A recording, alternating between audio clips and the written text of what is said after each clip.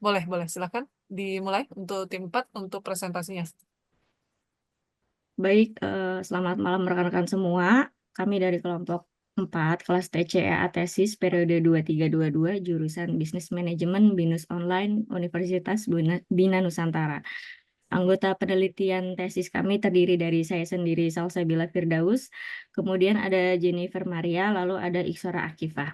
Dengan dosen pembimbing tesis Ibu Dr. Liana Wijaya, AMDS, MSI. Di sini kami akan mempresentasikan judul penelitian kami, yaitu analisis sosial media marketing activities terhadap produk skincare sunscreen. Boleh di-play, Kak Jenny? Di full screen.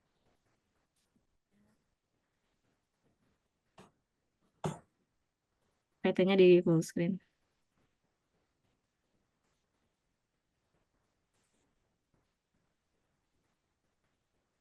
Next slide.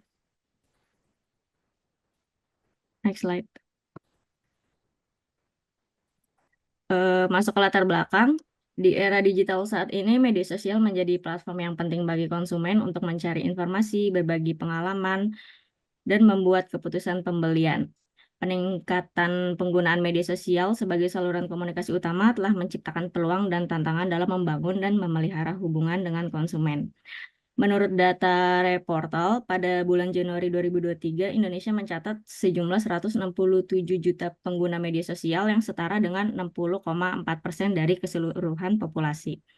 Dengan jumlah pengguna media sosial yang melimpah di Indonesia, perusahaan tentu dapat memanfaatkannya sebagai peluang untuk mengembangkan strategi pemasaran produk yang langsung berinteraksi dengan konsumen dari platform tersebut. Hal ini menggambarkan bagaimana perusahaan menganggap media sosial sebagai komponen utama dalam strategi pemasaran online mereka. Oleh karena itu, analisis pemasaran melalui media sosial terhadap skincare sunscreen menjadi relevan karena dapat memberikan wawasan tentang bagaimana produk ini diterima dan dipengaruhi oleh konsumen melalui platform tersebut. Dengan penjelasan yang telah dipaparkan tersebut, penelitian ini dilakukan untuk mengkaji permasalahan yang berhubungan dengan social media marketing activity, brand experience, attitude toward the brand, purchase intention, dan customer engagement level. Next slide. Ya, kami juga telah melakukan survei awal kepada 230 responden yang ditujukan kepada kriteria pengguna media sosial dan menggunakan produk skincare sunscreen. Hasilnya bisa dilihat di layar, sebanyak 96,10% menyatakan bahwa media sosial memberikan pengaruh dalam keputusan pembelian produk tertentu. Lalu 86,50% juga mengakui bahwa mereka seringkali membeli produk setelah melihat iklan atau informasi di media sosial. Selain sebagai alat promosi, sebagian besar responden sebanyak 77% menyatakan bahwa mereka sering berinteraksi melalui media sosial sebelum melakukan pembelian. Lalu kemudian sebanyak 97,80% yang mencari informasi tentang produk tertentu melalui media sosial. Dan yang terakhir, mayoritas responden 92,60% menyatakan bahwa konten media sosial terkait produk memberikan kesenangan kepada mereka. Next slide. Rumusan masalah berdasarkan latar belakang yang telah dipaparkan dapat diidentifikasi permasalahannya sebagai ada 4. Yang pertama, apakah social media marketing activities dapat mempengaruhi brand experience pada produk skincare sunscreen? Yang kedua, apakah SMMA dapat mempengaruhi attitude toward the brand pada produk skincare sunscreen? Yang ketiga, apakah SMMA dapat mempengaruhi purchase intention pada produk skincare sunscreen? Yang keempat, apakah customer engagement level dapat memoderasi dalam pengaruh SMMA terhadap brand experience pada produk skincare sunscreen? X. Tujuan penelitian berdasarkan permasalahan yang telah dirumuskan dan diidentifikasi. Tujuan penelitiannya ada 4. Yang pertama, untuk mengetahui dan menganalisa pengaruh SMMA terhadap brand experience pada produk skincare sunscreen. Yang kedua, untuk mengetahui dan menganalisa pengaruh SMMA terhadap attitude toward the brand pada produk skincare sunscreen. Yang ketiga, untuk mengetahui dan menganalisa pengaruh SMMA terhadap purchase intention pada produk skincare sunscreen. Yang keempat, untuk mengetahui dan menganalisa pengaruh moderasi customer engagement level dalam pengaruh SMMA terhadap brand experience pada produk skincare sunscreen. Next slide. Ruang lingkup penelitian ini dijabarkan melalui 5W+1H. Yang pertama ada apa? Penelitian ini menggunakan variabel social media marketing activities, brand experience, attitude toward the brand, purchase intention, dan customer engagement level. Di mana penelitian ini dilakukan di Indonesia, siapa responden kami adalah pria dan wanita usia 18 sampai 55 tahun menggunakan sosial media dan menggunakan produk skincare sunscreen. Kapan penelitian kami dilakukan bulan Februari hingga April 2024? Kenapa? Penelitian ini untuk mengetahui dan menganalisa pengaruh SMMA terhadap brand experience, purchase intention, dan attitude toward the brand, juga moderasi customer engagement level dalam pengaruh SMMA terhadap brand experience. Dan yang terakhir, bagaimana penelitian ini merupakan penelitian kuantitatif dengan menggunakan metode structural equation modeling dan menganalisa dengan software Smart PLS versi 4.0. Next slide. Masuk ke literatur review. Next. Yang pertama ada grand theory, yaitu integrated marketing communication, yang merupakan pendekatan berorientasi pemasaran bisnis yang mencakup semua jenis komunikasi dan pemasaran organisasi secara keseluruhan dan dengan cara konsisten. Penerapan IMC ini berhubungan positif dengan loyalitas dan kepuasan pelanggan. Kemudian yang middle theory ada teori plan behavior, memiliki definisi tentang perilaku yang diminati dalam kaitan dengan targetnya, tindakan yang terlibat, konteks yang terjadi, dan jangka waktu. Dan yang terakhir ada apply teori. Yang pertama ada SMMA, yaitu suatu rangkaian kegiatan di mana suatu perusahaan menciptakan, menyampaikan, dan berkomunikasi tentang penawaran pemasaran secara online melalui berbagai platform media sosial. Terus ada brand experience. Dengan brand experience yang positif dapat meningkatkan tingkat komitmen dan loyalitas seorang terhadap suatu produk atau layanan. Memberikan brand experience yang bermakna dan berharga dengan menggunakan platform media sosial dapat menjadi alat strategis pemasaran. Lalu ada attitude toward the brand. Semakin positif sikap seseorang terhadap sebuah merek, semakin besar kemungkinan mereka akan menggunakan produk merek tersebut. Banyak konsumen secara aktif terlibat dengan merek dan ingin memiliki peran yang lebih signifikan dalam proses konsumsi. Yang terakhir ada purchase intention. Peningkatan purchase intention ini mencerminkan peningkatan peluang pembelian. Jadi ketika merek terlibat dengan konsumen, purchase intention konsumen mulai terbangun dan mereka dapat memicu perilaku dan keputusan konsumen untuk membeli secara lebih baik. Dan yang terakhir ada customer engagement level. Dengan customer engagement ini dengan merek dan perusahaan memiliki peranan penting dalam menarik keterlibatan aktif pelanggan dan mencapai tingkat loyalitas perilaku dari mereka. Aktivitas pemasaran suatu merek menciptakan kesadaran pelanggan untuk memahami apa yang ditawarkan perusahaan dan memicu keinginan untuk membeli. Next slide. Ada ini kerangka penelitian kami. Ada 5 variabel dan ada 4 hipotesis. Hipotesis yang pertama pengaruh antara SMMA terhadap brand experience. Yang kedua pengaruh antara SMMA terhadap attitude toward the brand. Yang ketiga pengaruh antara SMMA terhadap purchase intention. Dan yang keempat moderasi customer engagement level dalam pengaruh SMMA terhadap brand experience.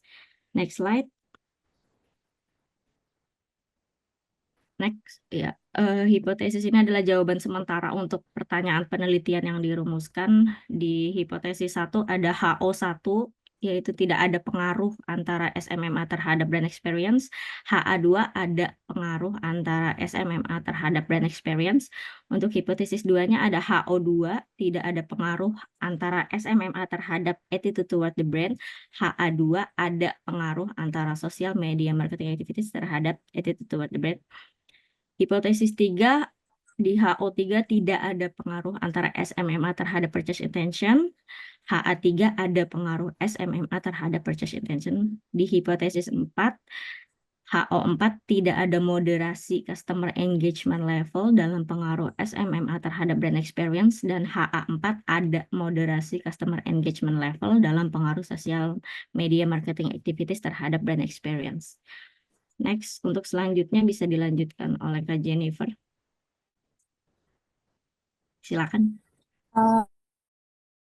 Topik ini kita akan bahas tentang research design, data collection technique, sample determination technique, dan data analysis technique.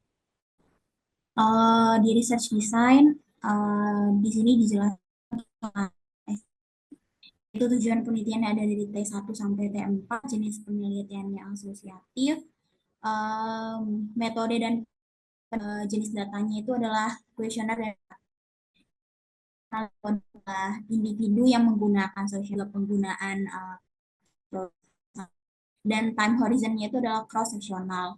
T1 sendiri itu adalah hal untuk mempengaruhi pengaruh sosial media itu terhadap brand experience dan juga pada produk skincare sunscreen. Terus yang T2 untuk mengetahui pengaruh sosial media marketing terhadap words of the brand. Terus yang T3 itu adalah untuk mengetahui pengaruh sosial media marketing terhadap purchase intention. Dan yang terakhir itu adalah T4 yaitu level dalam pengaruh sosial media marketing activities terhadap brand experience dari produksi skincare sunscreen tersebut. Di sampel determination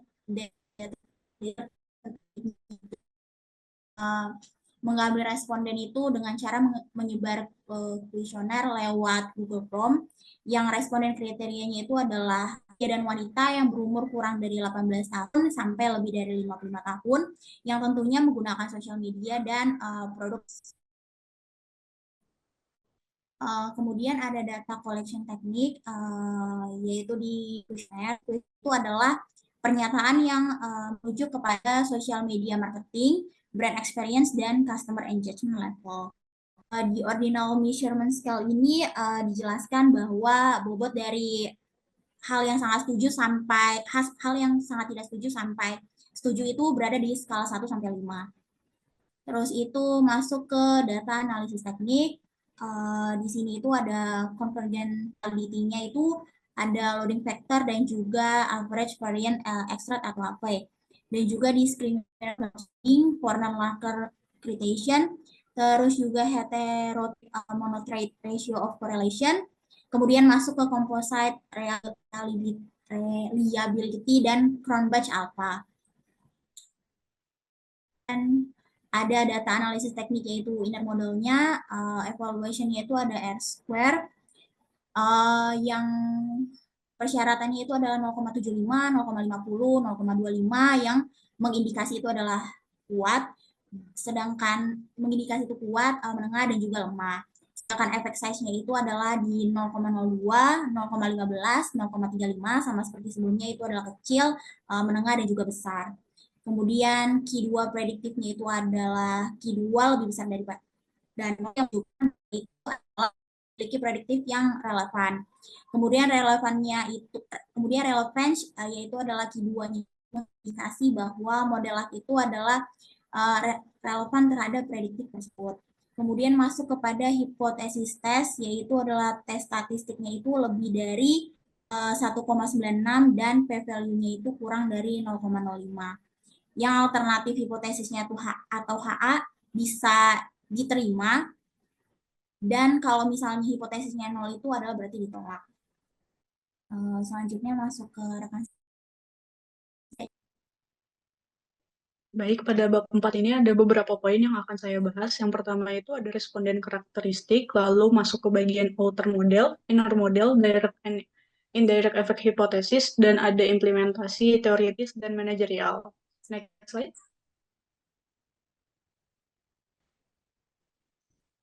Nah, untuk responden karakteristik sendiri ini, dengan jumlah responden, total responden itu ada 330 responden, namun hanya 309 responden yang sesuai dengan kriteria terhadap penelitian. Dapat lihat pada tabel yang pertama itu ada profil responden berdasarkan jenis kelamin, didominasi dengan wanita sebanyak 91% dan sebagian kecilnya sebanyak 9% oleh pria.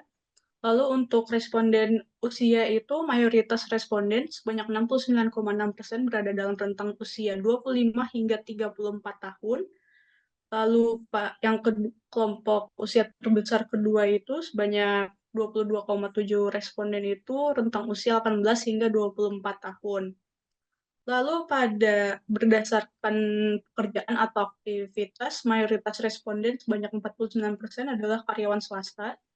Kemudian diikuti oleh sebanyak 19 responden yang merupakan mahasiswa atau pelajar.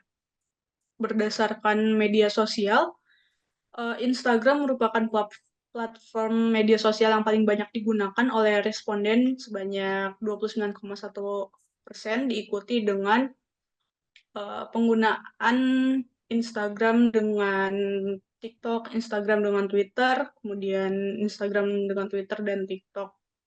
Jadi penggunaan Instagram ini lebih besar dibandingkan dengan platform media sosial lainnya yang misalnya hanya menggunakan Twitter atau TikTok ataupun Facebook. Lalu selanjutnya itu ada jumlah pengeluaran untuk produk sunscreen setiap bulan. Mayoritas responden yang paling besar itu ada 52%, rata-rata mengeluarkan kurang dari 100.000 setiap bulan untuk produk sunscreen, lalu diikuti dengan 43% responden lainnya yang menghabiskan antara 100 hingga 300.000 setiap bulan, dan yang 5%-nya hanya mengeluarkan 300.000 setiap bulannya untuk pembelian produk sunscreen. Lalu untuk profil sunscreen yang digunakan responden itu ada Azarin, Scientific, Skin Aqua, Something, Vaseline, Biore, Karasun, Fastology, Wardah. Dan beberapa merek lainnya yang tidak terlalu signifikan jumlahnya. Lalu untuk frekuensi pemakaian sunscreen-nya sendiri ini mayoritas responden sebanyak 69% itu menggunakan sunscreen setiap hari, dan sebanyak 21% responden menggunakan sunscreen hanya saat keluar, sedangkan sebagian kecil respondennya itu menggunakan sunscreen dengan frekuensi yang lebih rendah. Next slide.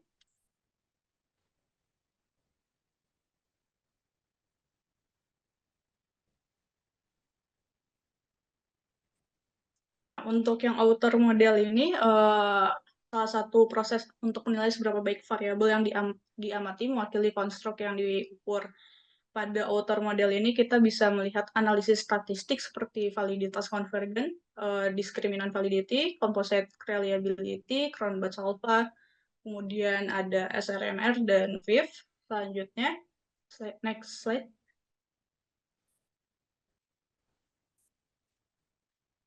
Untuk convergent validity dan AV itu, kita dapat melihat dari nilai loading factor dari 23 indikatornya, itu melebihi 0,70, batas minimum minimumnya 0,70, sehingga dapat dibilang valid.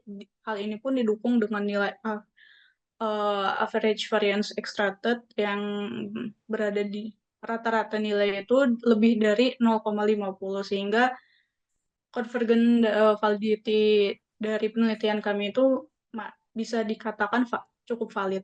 Next slide.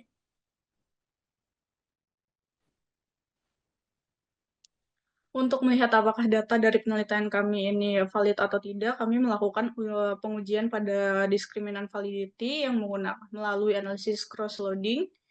Nah, untuk cross-loading ini dapat dinyatakan 23 indikator yang digunakan dalam penelitian ini memiliki nilai diskriminan validity yang valid karena setiap indikator memiliki nilai loading faktor tertinggi pada variabel yang diukurnya dibandingkan dengan variabel lain. Next slide.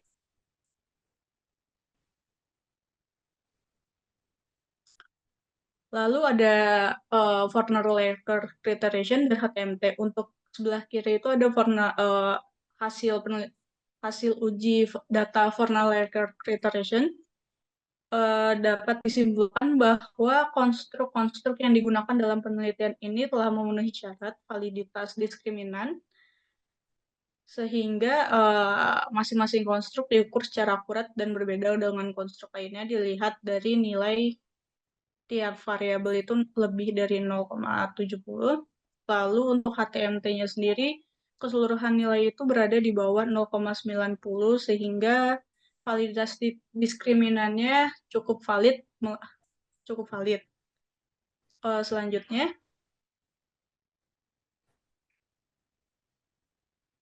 nah untuk selanjutnya itu kita untuk melihat apakah data ini cukup reliable itu dilihat dari composite reliability dan Cronbach's alpha. Nah, kita dapat melihat pada Cronbach's alpha itu dapat dikatakan bahwa data sudah cukup baik atau sudah valid itu jika lebih dari 0,70, sehingga di data yang ada ini keseluruhan variabel itu lebih dari 0,70.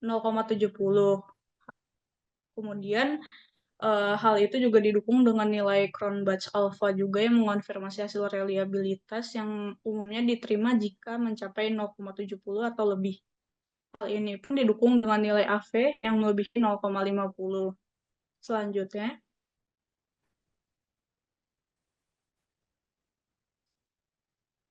lalu ada SRMR dan FIF. Nah, untuk kalau SRMR itu biasanya nilai 0,08 atau kurang dari 0,10 itu masih dapat diterima seperti penelitian yang dilakukan oleh Hu dan Bandler.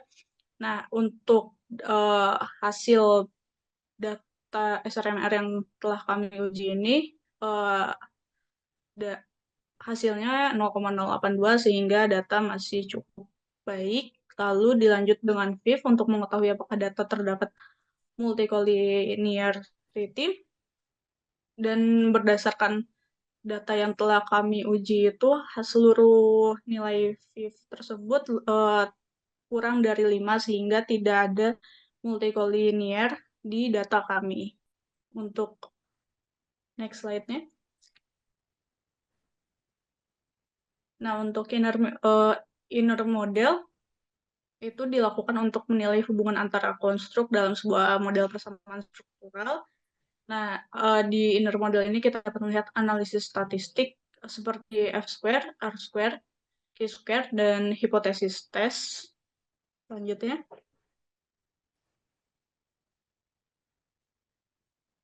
Untuk R-square-nya sendiri ini untuk memberikan gambaran tentang seberapa baik model regresi cocok dengan data dan seberapa besar pengaruh variabel independen terhadap variabel terikat dalam model tersebut.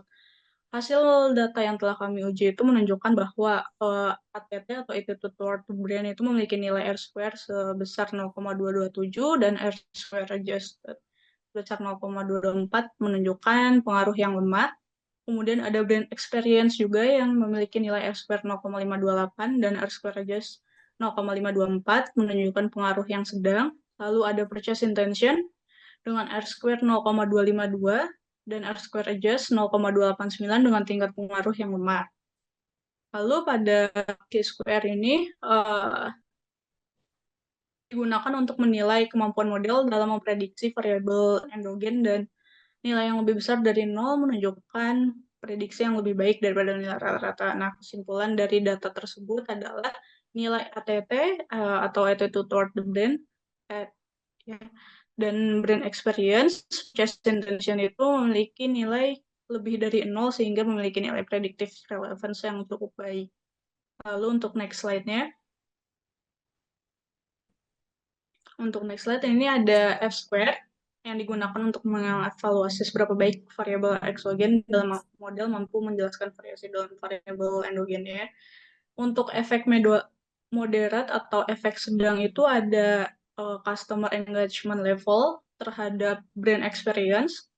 Ini memiliki efek yang cukup sedang dengan nilai F-square 0,147. Lalu ada social media marketing activities terhadap attitude toward the brain dengan efek yang sedang dengan nilai 0,294. Lalu ada social media marketing activities terhadap brain experience yang memiliki efek yang moderat atau sedang dengan nilai F-square 0,217. Kemudian ada social media marketing activities terhadap presentation dengan efek yang sedang dengan nilai 0,337. Lalu untuk efek yang tidak terlalu kuat ataupun ini yang lemah, itu ada interaksi antara customer engagement level dan SMM social media marketing activities terhadap brand experience dengan nilai F-square yang kecil sebesar 0,057. Selanjutnya. Untuk uji hipotesis ini kami melihatnya dari nilai original sampel untuk melihat apakah arah dari hasil tersebut positif atau negatif, kemudian dari statistik yang dapat diterima jika nilai statistiknya lebih dari 1,96, lalu ada p-value, hipotesis akan diterima jika nilai p-value-nya kurang dari 0,05. Nah, dari data yang telah kami olah ini, dapat disimpulkan bahwa keseluruhan hipotesis dapat diterima karena nilai statistiknya itu keseluruhannya lebih dari 1,96 dan p-value-nya kurang dari 0,5, lalu original sampelnya juga hasilnya positif. Selanjutnya. Nah, selanjutnya ini ada implikasi secara teoritisnya. Kalau untuk hipotesis yang pertama itu ada pengaruh langsung dari sosial media marketing activities terhadap brand experience dengan nilai statistik yang signifikan yang tadi itu 6,355 lebih dari 1,9 sehingga hipotesis dapat diterima. Kemudian untuk hipotesis satu itu juga sejalan dengan penelitian terdahulu yang dilakukan oleh Kahn pada tahun 2021 yang menemukan hal yang sama. Lalu untuk hipotesis keduanya terdapat pengaruh langsung dari sosial media marketing activities terhadap attitude toward the brand, yang dimana hal tersebut sejalan dengan penelitian sebelumnya yang dilakukan oleh Kahn pada tahun 2021, lalu penelitian yang dilakukan oleh Mirza Muhammad pada tahun 2021 dan Nicholas Wilson pada 2018. Lalu untuk hipotesis 3 itu ditemukan adanya pengaruh langsung dari sosial media marketing activities terhadap purchase intention yang juga ditemukan oleh Kahn pada tahun 2021. Lalu untuk hipotesis 4 itu terdapat efek moderasi customer engagement level terhadap sosial media marketing terhadap brand experience, dan hal tersebut sesuai dengan sejalan dengan penelitian sebelumnya yang dilakukan oleh Oliveira Santini pada tahun 2020. Untuk next slide-nya, Bu. Untuk implikasi manajerialnya itu secara keseluruhan pada sosial media marketing activities sudah cukup baik dengan upaya pemasaran SMMA-nya itu memiliki tingkat keberhasilan yang baik dengan nilai rata-rata sebesar 3,89.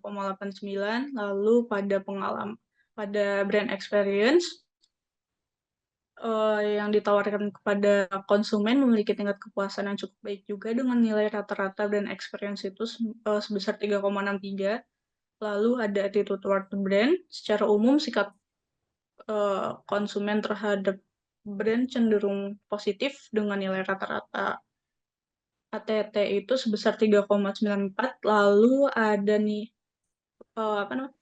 purchase intention atau niat pembelian produk secara keseluruhan ini cukup tinggi dengan nilai rata-rata sebesar 3,87. Lalu ada customer engagement level di mana nilai rata-rata customer engagement level itu 3,34 sehingga tingkat keterlibatan konsumen dengan brand atau merek tertentu itu melalui media sosial sudah cukup baik. Lalu selanjutnya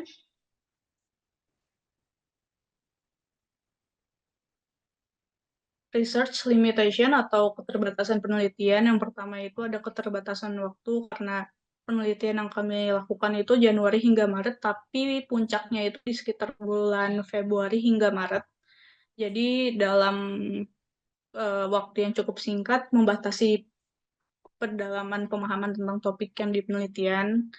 Lalu ada keterbatasan metode penelitian yang karena penggunaan metode penelitian yang terbatas hanya pada kuesioner meningkatkan kemungkinan bahwa informasi yang kami peroleh dari responden tidak selalu mencerminkan persepsi secara lengkap dan akurat. Lalu yang ketiga itu keterbatasan pendekatan data, sehingga penggunaan metode data yang tunggal hanya menggunakan kuesioner mengakibatkan kecenderungan untuk mengabaikan variabel-variabel yang mungkin belum kami masukkan ke dalam penelitian atau kami pahami untuk fenomena yang teliti, lalu pendekatan multimetode yang mungkin diperlukan dapat dilakukan untuk memperkaya pemahaman tentang topik yang diteliti. Selanjutnya, baik akan dikembalikan kepada Jennifer. Selanjutnya kita akan membahas tentang conclusion dan juga suggestion. Yang pertama itu adalah conclusion. Jadi kesimpulan dari penelitian kami ini adalah terdapat pengaruh positif dari social media marketing kepada brand experience. Oleh karena itu, seharusnya strategi pemasaran itu harus tetap menjadi perhatian bagi perusahaan karena menjadi salah satu elemen kunci untuk mempengaruhi persepsi konsumen terhadap merek dan meningkatkan pengalaman konsumen terhadap merek tersebut. Terus yang kedua itu adalah adanya pengaruh positif dari social media marketing terhadap attitude towards the brand.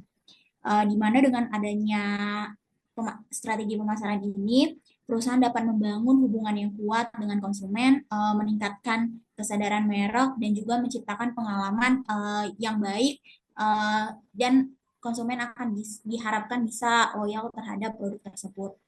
Terus yang ketiga itu adalah adanya pengaruh positif dari social media marketing terhadap purchase intention. Karena strategi pemasaran yang baik akan meningkatkan niat pembelian dari konsumen tersebut dan menghasilkan hasil yang lebih baik lagi. Terus yang terakhir itu adalah adanya pengaruh positif dari customer engagement level yang memoderasi social media marketing terhadap brand experience itu sendiri, di mana adanya interaksi pelanggan terhadap merek yang melibatkan sosial media, sehingga meskipun tingkat keterlibatan pelanggan tersebut banyak dipengaruhi oleh faktor lain, cuman faktor sosial media adalah salah satu faktor yang paling tinggi tingkat customer engagement levelnya. Kemudian lanjut ke suggestion. Di sini penelitian kami masih memiliki beberapa keterbatasan tentunya terkait dari topik penelitian, sehingga disarankan untuk peneliti lain mungkin bisa mempertimbangkan pendekatan studi kualitatif yang mendalam mungkin untuk bisa menguji penelitian ini. Terus yang kedua adalah untuk mengoptimalkan strategi pemasaran, tentunya dalam produk sunscreen, perlu ditingkatkan untuk pengalaman konsumen untuk menggunakan merek tersebut, karena pengalaman konsumen untuk menggunakan merek tersebut adalah salah satu hal paling penting untuk menguji penelitian ini. Terus yang ketiga adalah kegiatan sosial media marketing perusahaan skincare khususnya sunscreen harus bisa lebih maksimal lagi, di mana dapat memanfaatkan fitur-fitur baru yang ada pada media sosial, rajin membuat konten yang menarik terkait produk tersebut, seperti promosi dan keunggulan dari produk tersebut, serta bisa menganalisa perkembangan media sosial saat ini untuk membangun brand awareness dan juga meningkatkan traffic dari media sosial tersebut. Baik, terima kasih. Demikian presentasi penelitian tesis kami. Semoga penelitian ini dapat bermanfaat bagi kemajuan ilmu pengetahuan dan berkontribusi pada masyarakat. Mohon maaf untuk kesalahan dan keterbatasan penelitian. Terima kasih atas perhatiannya. Selamat malam.